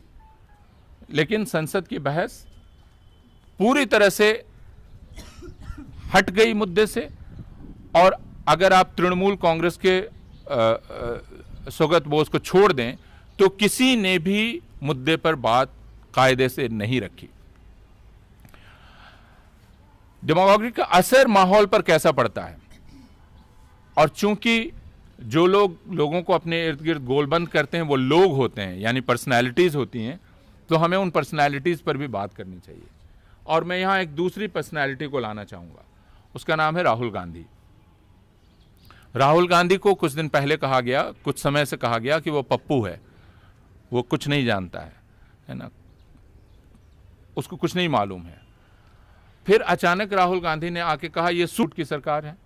आप अगर उस वीडियो क्लिप को दोबारा चलाकर देखेंगे तो आप देखेंगे राहुल गांधी खुद भी यह कह के बहुत खुश हैं, है ना, वो दोहरा रहे हैं ये सूट बूट की सरकार है। अब सूट बूट की सरकार है एक जुमला है, सूट बूट की सरकार है कहने से कुछ पता नहीं चलता आप दरअसल क्या कहना चाहते हैं।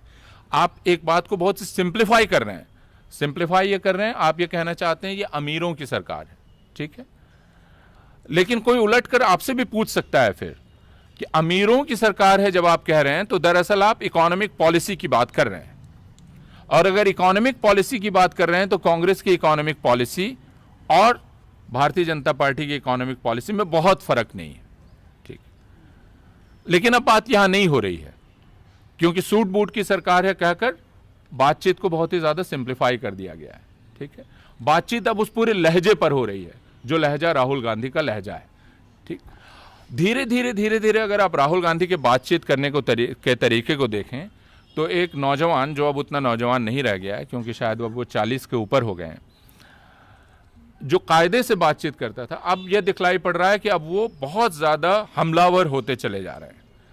और अगर आप राहुल गांधी के वीडियोस को ध्यान से देखेंगे तो आप देखेंगे कि उनकी आवाज़ फटती है, वो बहुत ज़ोर से बोलते हैं, वो ऐसा बतलाना चाहते हैं कि आप मुझे कम ना समझें, अगर नरेंद्र मोदी ज़ोर से हमला कर सकते हैं तो मैं भी उतनी ही ज़ोर से हमला कर सकता हूँ।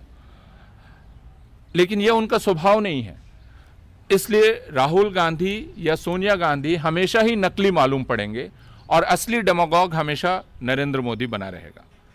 तो जिस डेमागोगी का सहारा लेकर अगर कांग्रेस या राहुल गांधी अपने इर्द गिर्द लोगों को खींचना चाहेंगी तो वो कभी भी कामयाब नहीं होंगे, क्योंकि बातचीत की वो शैली, वह बातचीत की शैली सिर्फ और सिर्फ भारतीय जनता पार्टी और नरेंद्र मोदी के लिए है, इनके लिए नहीं है। इनको दूसरे ढंग से उसे काटना पड़ेगा। लेकिन जैसा मैं शुरू में ही कह रहा था कि चूंकि यह बदहवासी या घबराहट बढ़ती जा रही है कि इस डेमागोगी ने लोगों के सोचने को, समझने, तर्क करने को पूरी तरह से स्थगित कर दिया है, इसलिए मुझे भी इसी जुबान में बातचीत करना है। अब क्या बातचीत की जा सकती है? मैं फिर आपसे कहूंगा 3 रोज पहले आप में से कितने लोग न्यूज़ वेबसाइट स्क्रोल देखते हैं? स्क्रोल नाम का एक न्यूज़ वेबसाइट है, आप में से कितने लोगों ने देखा है? Scroll, SCROLL, scroll. आप टाइप करें और स्क्रोल पर जा सकते हैं। उसमें एक लेख 3 दिन पहले आया राहुल पंडिता का। राहुल पंडिता एक नौजवान पत्रकार हैं, कश्मीरी पंडित हैं, एक किताब लिख चुके हैं और कश्मीरी पंडितों पर हुए जुल्म का ब्यौरा उस किताब में मिलता है, उनसे असहमति बहुत लोगों की है। लेकिन राहुल पंडिता ने यह जो लेख लिखा उसमें उन्होंने कहा डोंट कॉल अस प्रेस्टिट्यूट्स। प्रेस्टिट्यूट किसने कहा? वीके सिंह ने कहा, पत्रकारों को कहा जो कि मोदी सरकार की आलोचना करते हैं, वो प्रेस्टिट्यूट हैं। और राहुल पंडिता ने उस लेख में यही लिखा कि हमारा काम है बातचीत करना, और बातचीत कैसे मुश्किल हो गई है क्योंकि अगर आप अब भले लोगों से भी बातचीत करने बढ़ते हैं तो वे आप पर हमला कर देते हैं, वे आपकी बात नहीं सुनते हैं। राहुल पंडिता के इस लेख के बाद, मैं उस शख्स का नाम भूल गया, लेकिन परसों स्क्रोल में इसका एक काउंटर पॉइंट छपा या काउंटर व्यू छपा, और ये कहा, उसने लिखा कि why we prefer to call you presstitute, यानी उसने राहुल पंडिता का जवाब दिया। अब जनतंत्र में यह बिल्कुल ही स्वीकार्य है, मैं एक बात कहूंगा और उसका जवाब दिया जाएगा।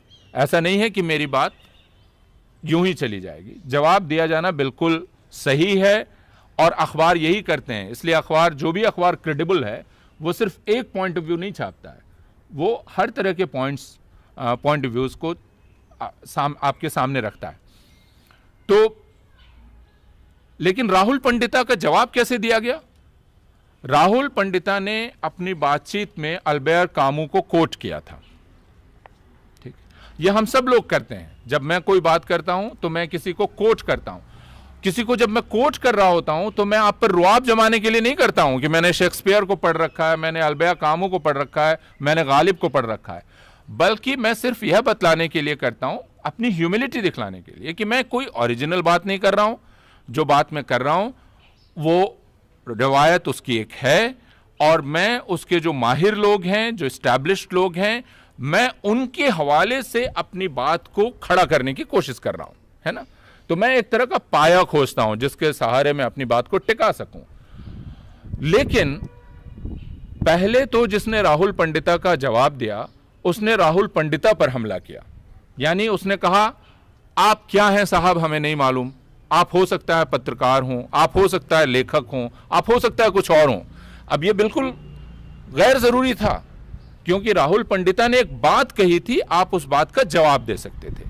लेकिन राहुल पंडिता पर हमला करने के लिए पहले उसको डिस्ट्रॉय किया गया, यानी यह कहा गया तू कौन है, पता नहीं तू कौन है, कोई भी होगा, पहले तो यह कह दिया गया, खिल्ली उड़ाई गई, और उसके बाद कहा गया कि अब मैं जो कहने जा रहा हूं मैं किसी अल्बेयर कामू को कोट नहीं करूंगा। यह भी गैर जरूरी है, यानी आपने दूसरी बार खिल्ली उड़ाई राहुल पंडिता की कि आप साहब अपने आप को बहुत काबिल समझते हैं कि आप अल्बेयर कामू को कोट करते हैं, लेकिन मैं इसकी ठेंगे भर परवाह नहीं करता। आप कोट करते रहे अल्बेयर कामू को, आप कोट करते रहे गांधी को, आप कोट करते रहे शेक्सपियर को, मैं इसकी परवाह नहीं करता। तो यह जो पूरा अंदाज है, जिस अंदाज में पहले मैं आपकी खिल्ली उड़ाता हूं, आपको डिमोलिश कर देता हूं, मैं आपकी बात पर नहीं आ रहा हूं, और अगर आप उस जवाब को पढ़ेंगे तो आपको दिखलाई पड़ेगा कि वह उस बात का जवाब कहीं दिया ही नहीं जा रहा है, यानी वह हमला और हमला और हमला है, उसके अलावा कुछ नहीं है। तो राहुल पंडिता जो कोशिश कर रहे थे वह कोशिश थी बातचीत करने की, लेकिन वह कोशिश नाकामयाब कर दी गई। उसमें पूछा यह गया कि तू है कौन, और आप यह देखेंगे कि पिछले 3 साल से लगातार जो पूछा जा रहा है तू कौन है जो बोल रहा है, तू राष्ट्र विरोधी है जो बोल रहा है, तेरी हैसियत क्या है, तू बिका हुआ है, तू पिछली सरकार में बिका हुआ था, तू बिकना चाहता है, अब तुम्हारी कुर्सी छिन रही है, वगैरह वगैरह वगैरह। और जब मैं लगातार ये बोलता रहता हूं तो लोग सचमुच ये सोचने लगते हैं कि हो सकता है इन्होंने इसीलिए कहा हो कि इनकी कुर्सी छिन रही हो। जैसे नयनतारा सहगल ने जब पुरस्कार वापस किया तो नयनतारा सहगल पर हमला क्या हुआ, अरे ये कौन है, ये जवाहरलाल नेहरू की भांजी है ना, ये इंदिरा गांधी की बहन थी। लोग भूल गए कि नयनतारा सहगल वह शख्स है या वह औरत है या वह लेखक है जिसने जब आपातकाल लगा तो आपातकाल का विरोध किया, एक। दूसरा, उस वक्त वो साहित्य अकेडमी की अंग्रेजी की एडवाइजरी बोर्ड की सदस्य थी।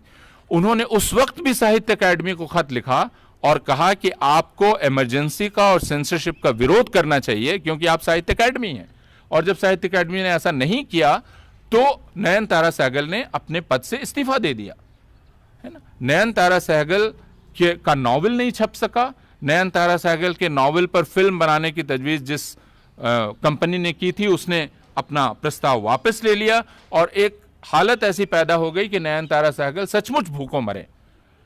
लेकिन नयनतारा सहगल के बारे में होने लगा ये तो जवाहरलाल नेहरू की भांजी है, ये तो इंदिरा गांधी की बहन थी। तो नयनतारा सहगल जो बातें कह रही थी वो बातें पूरी तरह से गुम हो गई और उनका कैरेक्टर असैसिनेशन हुआ। उनकी हिस्ट्री की जांच करने की भी ज़रूरत नहीं रह गई। तो जो वह शेर है, हर एक बात पे कहते हो तुम कि तू क्या है ना। अब उस अंदाज़े गुफ्तगू पर को पूछने वाला कौन है? ये अंदाज़े गुफ्तगू क्या है जो आपने चला रखा है, जिसमें आप मैं जो कह रहा हूं उस पर चर्चा नहीं कर रहे हैं, आप ये कह रहे तू है कौन, तू बोलने वाला कौन है, तू मेरे बारे में बोलने वाला कौन है। और इसकी एक परंपरा है और यहां मैं अपनी बात ख़त्म करूंगा। हिंदुस्तान के संदर्भ में अगर आप आज से 10 साल पहले चले जाएं और उस वक्त की संसद की बहसों को उठाकर देखें तो जब भी संसद में अटल बिहारी वाजपेयी पर कोई भी सवाल किया जाता था तो अटल बिहारी वाजपेयी शब्दशः, मैं शब्दशः कह रहा हूं, वो छाती पीटने लगते थे। अरे मुझ पर सवाल कर दिया गया, अरे मेरे बारे में बात कर दी गई, मुझ पर हमला कर दिया गया। पूरी भारतीय जनता पार्टी रोने लगती थी। अटल जी पर हमला कर दिया गया, अटल जी पर उंगली उठा दी गई। मानो अटल जी पर आप उंगली नहीं उठा सकते हैं। और क्या कहा जाता था? अटल जी पर उंगली उठा दी गई, जिनको नेहरू जी तक ने कहा था। अरे भाई, मैं अटल जी की एक नीति का विरोध कर रहा हूं, आप उसके बारे में बात करें ना। लेकिन आप मुझ पर हमला क्या क्या कर रहे हैं? अटल जी पर कैसे सवाल कर सकते हैं? अटल जी की बात कैसे कर सकते हैं? तो यह जो रवैया है, यह रवैया 10 साल बाद भी कायम है कि दिल्ली का मुख्यमंत्री, सही या गलत मैं नहीं जानता हूं, लेकिन दिल्ली का मुख्यमंत्री जब एक प्रश्न कर रहा है भ्रष्टाचार संबंधी तो कहा जाता है कि यह प्रश्न करना ही ब्लास्फेमी है, क्योंकि जिस आदमी को लेकर प्रश्न किया जा रहा है वो लगभग खुदा है, वो इनवायलेबल है। आप उसके बारे में सवाल ही नहीं कर सकते। आप नरेंद्र मोदी जी के बारे में सवाल नहीं कर सकते, आप अरुण जेटली जी के बारे में सवाल नहीं कर सकते, है ना, क्योंकि ये सारे लोग राष्ट्रवादी हैं, राष्ट्र का हित इनके दिल में है। और मैं एक वाकये का जिक्र करके अपनी बात ख़त्म करूंगा। अभी मैं पटना एक काम के सिलसिले में गया था और लौट रहा था तो एयरपोर्ट पे एक महिला मेरे बगल में आकर बैठी और उन्होंने जिस तरह मुझे देखा उससे मैं थोड़ा घबरा गया। मेरे परिचय में कहा गया है कि टेलीविज़न पे दिखलाई पड़ते हैं। मेरे ख्याल में किसी भी अध्यापक का इससे बुरा परिचय कुछ नहीं हो सकता है, क्योंकि अध्यापक को क्लासरूम में दिखना चाहिए ना कि टेलीविज़न में। अगर उसको कोई उसके कोलीग्स ये कहें कि हम तो आपको टेलीविज़न में देख रहे हैं, तो कहना चाहिए हमारी आपकी मुलाकात सेमिनार रूम में होनी चाहिए, टेलीविज़न के पर्दे पर आप मुझे ना देखें। लेकिन आज के दौर की जो कुछ मजबूरियां हैं उनमें से यह भी है। बहरहाल वो मेरे पास आई और बैठी और उन्होंने बड़े सलीके से ही बातचीत शुरू की और कहा कि मैं आपको टेलीविज़न पे देखती हूँ। मैंने कहा जी कहिए। तो उन्होंने कहा कि आप नरेंद्र मोदी की इतनी आलोचना क्यों करते हैं? अब इसका कोई एयरपोर्ट पे आपके बगल में आके बैठे जो अपरिचित हो और पहला सवाल यही करे तो आप इसका जवाब कैसे देंगे? इसके लिए फिर हमें वक्त चाहिए कि मैं बता सकूं कि क्यों करता हूं। और मैंने बताने की कोशिश की तो बोली कि देखिए आदमी बड़ा अच्छा है, उसके दिल में हिंदुस्तान की भलाई का ही ख्याल रहता है, दिन रात काम करता रहता है, सोता नहीं है, मेहनत करता रहता है। अब आप लोग उसकी आलोचना करते रहते हैं। आप लोगों को और कोई काम ही नहीं है, जबकि वो इतना काम करता है। तो अब मैं बिल्कुल ही एक तरह से लाजवाब था, क्योंकि उन्होंने कह ये दिया था कि मुझे कोई काम नहीं है क्योंकि मैं सिर्फ उनकी आलोचना करता रहता हूँ, जबकि वो आदमी सुबह से रात तक काम करता रहता है, सोता नहीं है।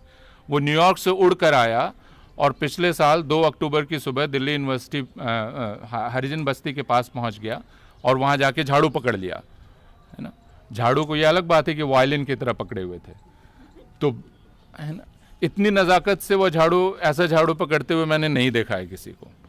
झाड़ू पकड़ने में मुझे मालूम है कि कहाँ हाथ लगाना चाहिए जिससे धूल हटेगी, है ना। गलत जगह हाथ लगाए तो झाड़ू टूट सकता है, धूल तो वहीं रहेगी। लेकिन उन्होंने इतनी नज़ाकत से झाड़ू पकड़ा हुआ था, इतनी नज़ाकत से बांसुरी पकड़ी जाती है या वायलिन पकड़ा जाता है या कोई और चीज़ पकड़ी जाती है। लेकिन हमारे कुलपति ने, दिल्ली विश्वविद्यालय के कुलपति ने, उस दिन झाड़ू बांटने का अभियान था 2 अक्टूबर को गांधी भवन में झाड़ू का बंटवारा हो रहा था और सारे हेड्स पहुंचे हुए थे और झाड़ू के लिए मारपीट हो रही थी आपस में। मतलब ये बहुत दिलचस्प नज़ारा था जिसमें लोग झाड़ू लेने के लिए मारपीट कर रहे थे, हेड्स, है ना। ध्यान रखिएगा, अपने घर में सफाई नहीं करते होंगे, लेकिन उस दिन एकदम वो आमादा थे कि सफाई करके मानेंगे। तो लेकिन उसके पहले मैं जामिया आया हुआ था 25 सितंबर को या 24 सितंबर को, और मैंने देखा उसके पहले यहाँ झाड़ू लग रही थी।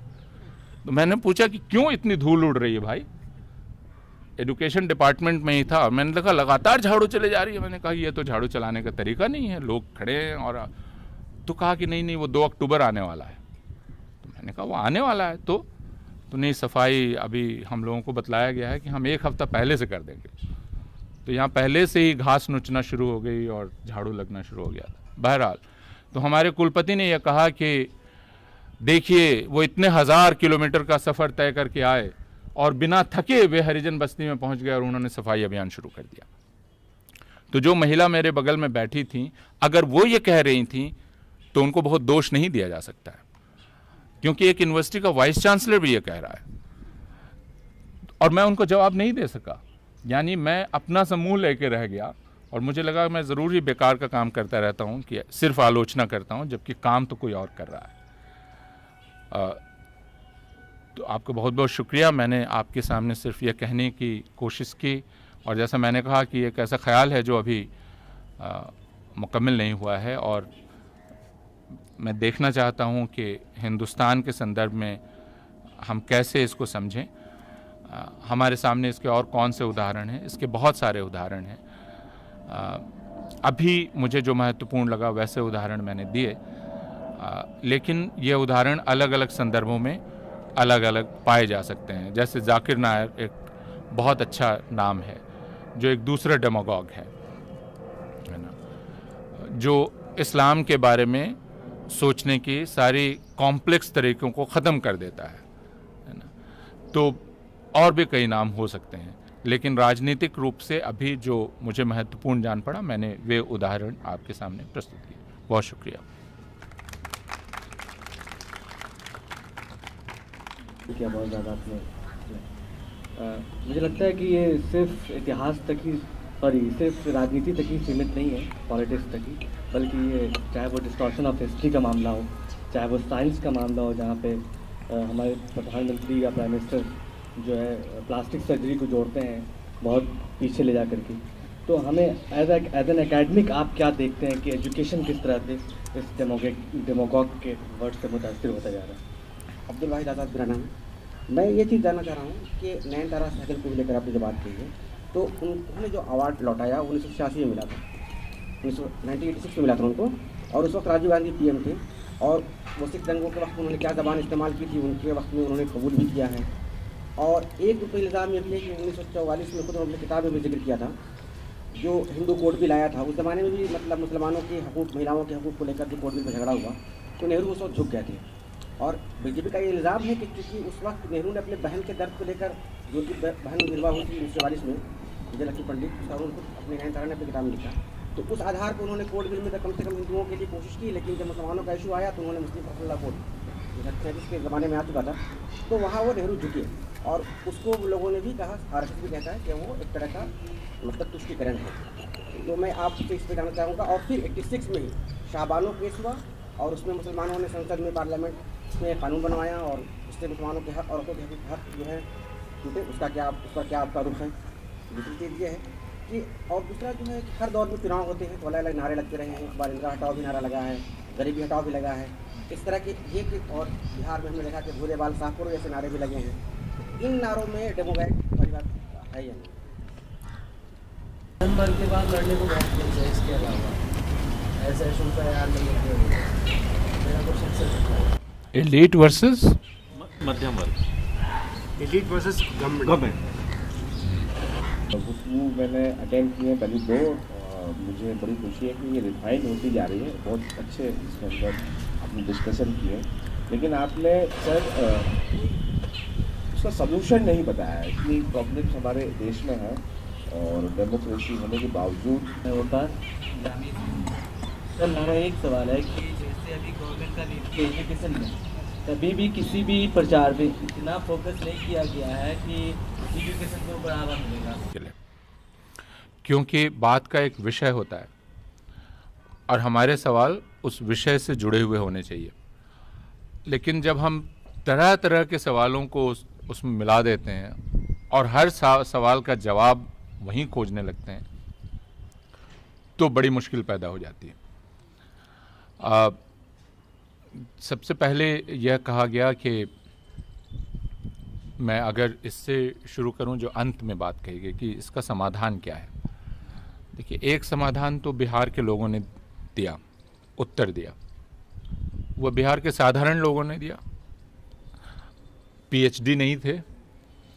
और जब मैं ये कह रहा हूँ तो फिर यह न समझा जाए कि पीएचडी पर मैं व्यंग्य कर रहा हूँ, क्योंकि मैं खुद पीएचडी की डिग्री मेरे पास है। तो वे किसी कॉलेज यूनिवर्सिटी में ज़रूरी नहीं है कि गए हुए हों, लेकिन उन्होंने इस लफाजे को पहचान लिया और पसंद नहीं किया। बहुत सारी बातें की जा रही हैं। बात यह कही जा रही है कि चूंकि आरक्षण की बात मोहन भागवत ने कह दी थी, इसका बहुत नुकसान हुआ। इसका मतलब बिहार के मतदाताओं या बिहार की जनता की जो रिफाइंड सेंसिबिलिटी है या उसकी जो परिष्कृत रुचि है या उसका जो विवेक है, उसको हम कमतर करके आंक रहे हैं। हम सिर्फ और सिर्फ उसको एक बहुत ही स्वार्थी, सेल्फिश या इकोनॉमिक बीइंग में रिड्यूस कर रहे हैं कि उसको चूंकि यह लगा कि ये मेरा हक छीन रहा है इसलिए उसके खिलाफ जाएंगे। ऐसा नहीं था। अगर आप बिहार के गांवों में भी घूमते तो ऐसा कहने वाले साधारण लोग आपको मिल जाते, रिक्शा चलाने वाले, बाकी तमाम लोग, कि ये जिस तरह से बातचीत हो रही है ये बहुत गंदा तरीका है, ये घटिया तरीका है और ये हमें पसंद नहीं है। और उन्होंने उस तरीके को रिजेक्ट किया, उसको जवाब दिया कि उनको यह लफाजी, उनको ये डेमागोगी पसंद नहीं। तो एक जवाब तो वहां मिला, लेकिन वह जवाब कैसे मिल पाया? हाँ, और इस चीज को हम और आप समझने का प्रयास करें। वह जवाब हमेशा मिल सकता है जब आप एक राजनीतिक उत्तर सांगठनिक रूप से देने की सलाहियत आप में हो। मसलन बिहार के चुनाव के कुछ दिनों बाद ही फ्रांस में अभी कुछ चुनाव हुए हैं। आप में से जो लोग रुचि रखते होंगे अंतर्राष्ट्रीय मामलों में, उन्होंने ध्यान दिया होगा। और फ्रांस में इस बात का खतरा इस बार भी पैदा हो गया कि इन चुनावों में ले पेन की पार्टी फिर बहुत मजबूत होकर उभरेगी। और पहले फेज में वो बहुत जोरों से उभरी, लेकिन उसके बाद क्या हुआ? उसके बाद हुआ यह कि हर राजनीतिक दल ने, जो कि ले पेन की पार्टी का विरोधी था, हर राजनीतिक दल ने तय किया कि वह मिलकर इसका जवाब देंगे। और उन्होंने मिलकर लड़ाई लड़ी और उसका नतीजा यह है कि ले पेन की पार्टी को एक शिकस्त का सामना करना पड़ा। यह बात फ्रांस में आज से कुछ बरस पहले और हुई थी, जब ले पेन की पार्टी के सत्ता पर काबिज होने का खतरा एकदम वास्तविक हो गया था। और उस वक्त मित्रा थे और मित्रा की आर्थिक नीतियां भी बहुत खराब थी और उनसे वामपंथी भी नाराज थे, समाजवादी भी नाराज थे। लेकिन सब ने तय किया कि ज्यादा बड़ा खतरा ले पेन है, जो कि एक नाजीवादी पार्टी है, और इसलिए सब ने तय किया कि वे अपने कैंडिडेट्स विड्रॉ करेंगे और मित्रा की पार्टी को सपोर्ट करेंगे। अब आप सोचिए यह फैसला कितना मुश्किल था, लेकिन फैसला कितना जरूरी था। इसलिए लोगों ने नाक पे रुमाल रख के भी उसको वोट डाला और उस खतरे को रोका।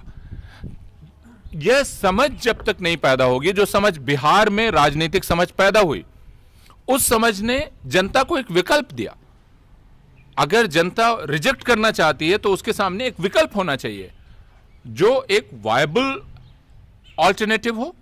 अगर वो वायबल ऑल्टरनेटिव नहीं है तो फिर वह पूरा उनका जो रिजेक्शन है वो बिखर जाता उनके भीतर होने के बावजूद। यह संकल्प जो 2015 में बिहार में दिखलाई पड़ा, 2014 में राष्ट्रीय राजनीति में नहीं दिखलाई पड़ा। 2014 का राष्ट्रीय चुनाव कुछ इस तरह लड़ा गया जैसे कि वो सामान्य चुनाव हो, एक असामान्य चुनाव नहीं था, एक सामान्य चुनाव की तरह लड़ा गया, जबकि दूसरा दल एक बहुत ही असामान्य तरीके से उस चुनाव को लड़ रहा था। और इसलिए मैं जिस समाधान की बात कर रहा हूं वह समाधान हमारे राजनीतिक वर्ग की सूझबूझ पर भी है। अब अगर आप बिहार को देख लें तो बिहार में इस बार भी वामपंथी दलों ने तय किया कि वे अलग ही लड़ेंगे और इससे उनकी राजनीतिक अपरिपक्वता का पता चला, क्योंकि वो इस चुनाव को भी बाकी चुनावों की तरह समझकर लड़ रहे थे जिसमें उनको अपनी राजनीतिक प्रतिद्वंदिता, अपनी राजनीतिक जगह रखनी है। तो समाधान इस तरह हो सकता है। जो दूसरे सवाल थे, सबसे पहले जो सवाल था वह था, हाँ देखिए, वो चाहे अंबानी के हॉस्पिटल का उद्घाटन था जिस मौके पर यह कहा गया था कि भारत में सबसे पहली प्लास्टिक सर्जरी हुई थी, यह उसी रेटरिक और डेमोगोगी का एक हिस्सा है और यह बहुत पहले से चल रहा है जिसमें हम ये मानते हैं कि हमारे भारत में सब कुछ मौजूद था। मैंने कहा कि डेमोगोगी का एक बहुत ज़बरदस्त आधार है राष्ट्रवाद, और यह राष्ट्रवाद कई चीज़ों से मिलकर बनता है। लेकिन प्रधानमंत्री के मुंह से अभी जब लोगों ने सुना तो आश्चर्यचकित रह गए।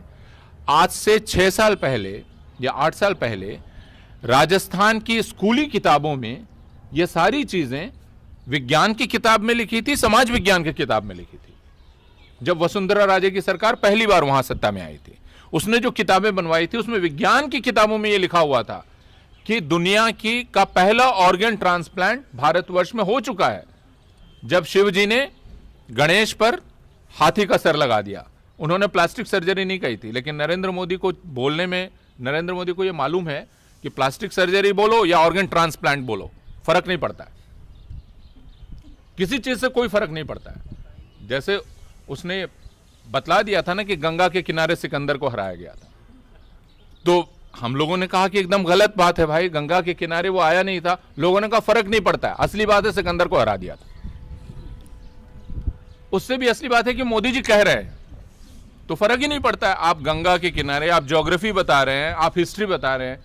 अब क्या कहा उन्होंने, इसको छोड़ दीजिए कि सम्राट अशोक कुशवाहा लोगों के नेता थे। अब आप इसकी जांच कीजिए। नयनजोत लाहिरी जो कि आर्कियोलॉजी की प्रोफेसर हैं, रिसर्चर हैं, उन्होंने पूरी किताब अशोक पर लिखी है। उन्होंने लेख लिख के कहा कि भाई ये बात बकवास है। रोमिला थापर ने किताब लिखी है अशोक पर, उन्होंने कहा बकवास है, लेकिन लोग कह रहे हैं कि अशोक कुशवाहा। और यह बात कैसे स्थापित हो गई इसको देखिए कि जिस भारतीय जनता पार्टी को हराकर बिहार का महागठबंधन अभी आया है सत्ता में, उसने अगले वर्ष 14 अप्रैल को अशोक का जन्मदिन घोषित कर दिया। तो डेमोगोगी का यह असर होता है कि विरोधी भी उस असर में चला जाता है, क्योंकि वो उसको एनकैश करने की कोशिश कर रहा है। इस शिक्षा में मैं बात शुरू से ये कह रहा हूं कि शिक्षा यह कहती है कि हर बात की जांच करो, हर बात का कॉन्टेक्स्ट देखो, हर बात के लिए एविडेंस मांगो। डेमोगोगी यह कहती है उसकी जरूरत नहीं है। मैं कह रहा हूं, मैं राष्ट्रवादी हूं, मैं भारत का हित जानता हूं, इसलिए बात सही है। इसके खिलाफ अगर कोई बोल रहा है तो वो भारत का दुश्मन है। वो मेरा दुश्मन नहीं है, वो भारत का दुश्मन है ना? उसे पाकिस्तान भेज देना चाहिए या कहीं और भेज देना चाहिए। तो पूरा तर्क इस आधार पर चलता है। अब आपने जो बातें उठाई वो फिर मैंने कहा कि उस कंफ्यूज थिंकिंग का नतीजा है, जिस कंफ्यूज थिंकिंग में हम सारे लोग चल रहे हैं। आपने कई चीज़ों को एक साथ मिलाया, शाहबानो, 1984, 1986, हिंदू कोड बिल, ये सारी चीज़ें ऐसी हैं जिन पर अलग से अलग अलग गुफ्तगू की ज़रूरत है ना? आपके सवाल ठीक हैं, लेकिन इसका मतलब यह है कि हमारे सोचने का तरीका यह हो गया है कि हम जब किसी एक विषय पर बात करते हैं तो हमसे दूसरे तीसरे चौथे जवाब मांगे जाते हैं। जैसे हम जब कहते हैं कि गुजरात में कत्लेआम गलत था तो लोग कहने लगते हैं अब कश्मीर में क्या हो रहा है। पहला सवाल यह है कि मैं अगर यह कह रहा हूं कि गुजरात का कत्लेआम गलत है तो आप यह बोलिए सही है या गलत है। आप यह कहने लगते हैं कश्मीर में पंडितों के साथ क्या हुआ, मतलब वह एक चीज है, उस पर बात होगी, लेकिन पहले यहां तो बात खत्म कर ली जाए। आप बात दरअसल खत्म नहीं होने देना चाहते हैं। मैं इस मेथड की बात कर रहा हूं, मैं और कोई बात नहीं कर रहा हूं। आपके सवाल सारे जायज हैं। अब हिंदू कोड बिल के बारे में सूचनाएं आपके पास जो हैं वो एक कंफ्यूज शक्ल में है।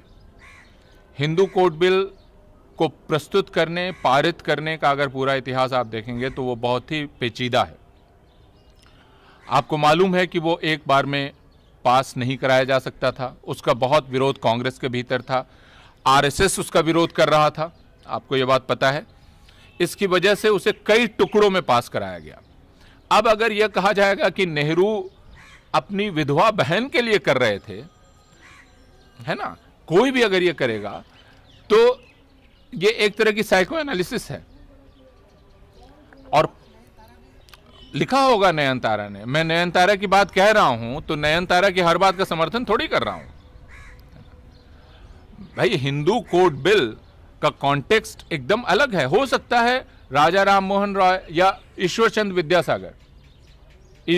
विद्यासागर ने जब सती प्रथा का विरोध शुरू किया तो एक व्यक्तिगत कारण था, मालूम है हम सब लोगों को। लेकिन अगर यह कहा जाएगा अगर वो नहीं होता तो वो नहीं करते, तो यह बात एकदम बेकार है, बेमानी है ना, कि अगर उनकी बहन विधवा नहीं होती, हिंदू बहन थी, विधवा नहीं होती तो हिंदू कोड बिल नहीं आता। इससे ज्यादा गलत तरीका कोई बातचीत का हो ही नहीं सकता है। उससे मुस्लिम महिलाओं का सवाल मिलाया नहीं जाना चाहिए, है ना, क्योंकि उस वक्त यह प्रश्न नहीं था। उस वक्त का संदर्भ बिल्कुल अलग था। यह ध्यान रखिए कि 1947 से निकलकर हिंदुस्तान को एक स्थिर आधार देना एक बहुत मुश्किल काम था। मुसलमानों को यह यकीन दिलाना कि यह आपका मुल्क है, यहाँ आप हिफाजत से रह सकते हैं, इज्जत से रह सकते हैं, यह यकीन दिलाना एक मुश्किल काम था। हिंदुओं को यह कहना कि आप मुसलमानों को बराबरी से, इज्जत के साथ, हक के साथ रहने दें, उनके सरपरस्त ना बने, यह उनको समझाना मुश्किल काम था। यह इतना आसान नहीं था। लाखों लोग मारे जा चुके थे, जख्म आज तक ताजा है, उस वक्त की तो बात ही छोड़ दीजिए। दिल्ली की सड़कों पर नारे लग रहे थे 1948 में, गांधी मरता है तो मरने दो बुढ़े को, है ना, बुढ़ा मरता है तो मरने दो, ये नारा हिंदू और सिख लगा रहे थे। तो वो घाव तो आज तक नहीं भरे ना। उस बीच में हिंदुस्तान की पॉलिटी को लेकर चलना, उसमें जो ट्रेडिशनली जो डिस्टॉर्शंस हैं उनको दूर करना, इसके साथ ये यकीन दिलाना कि हम आपके साथ छेड़छाड़ नहीं करेंगे।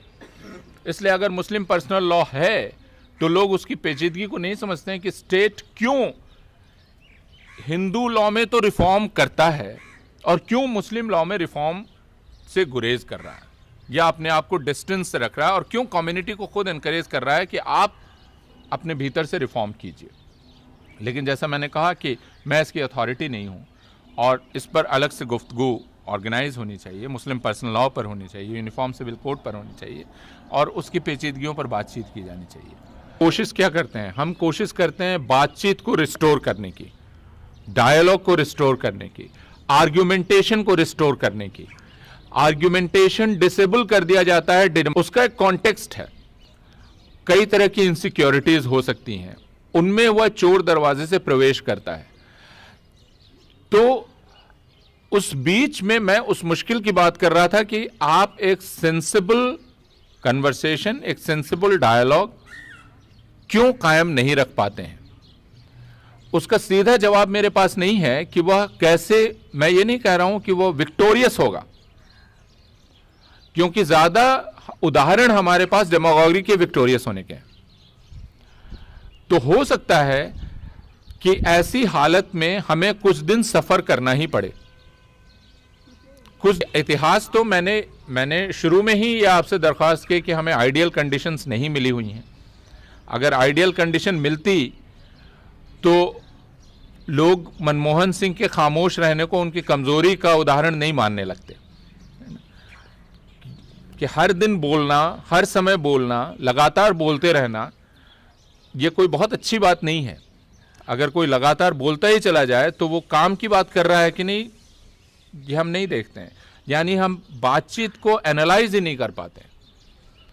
ये कहना कि कोई अटक अटक कर बोल रहा है, यानी जब हम ऑरेशन को बहुत ज़्यादा महत्व देने लगे, इसलिए मैं हमेशा कॉलेज में या यूनिवर्सिटी में कहता हूँ, आप डिबेट करना चाहते हैं या डिस्कशन करना चाहते हैं।